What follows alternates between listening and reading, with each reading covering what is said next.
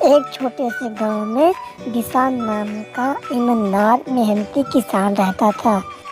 उसके पास थोड़ी सी जमीन थी जिसमें वो साल भर मेहनत करता और अपने परिवार का भरण पोषण करता।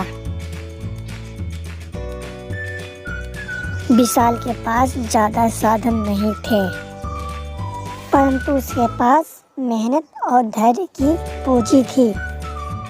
वह हर सुबह सूरज निकलने से पहले खेतों में पहुंच जाता और देर रात तक काम करता। विशाल का एक ही सपना था कि उसकी फसल अच्छी हो और उसके परिवार की सारी आवश्यकता पूरी हो।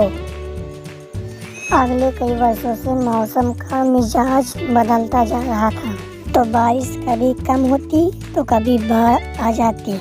इस कारण उसकी सारी फसलें बर्बाद हो जाती।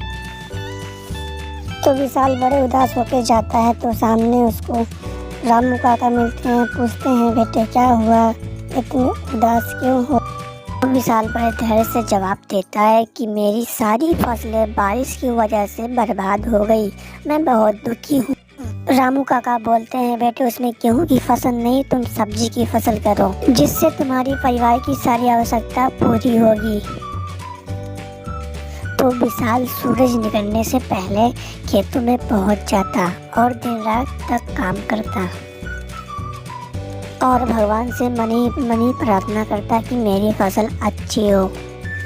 अगली सुबह विशाल अपने बेटे को चिंटू को लेकर जाता है खेत में, तो देखता है उसकी सब्जियां हरी भरी लहरती हैं और उसका बेटा बहुत खुश होता है हरी भरी सब्जियां देखकर और सब्जियों के ले जाता गांव में बेचने। सब्जी ले लो, सब्जी ले लो, सब्जी ले लो, बोलता हरी भरी सब्जी ले लो, सब्जी ले लो। रास्ते में एक बूढ़ी माँ मिलती है जो उसकी सारी सब्जियां खरीद लेती हैं। ऐसे ऐसे सब्जियां बेचकर अपने परिवार की सारी आवश्यकता पूरी करता है विशाल और अपने परिवार के साथ साथ खुशी खुशी जिंदगी बिताता विशाल।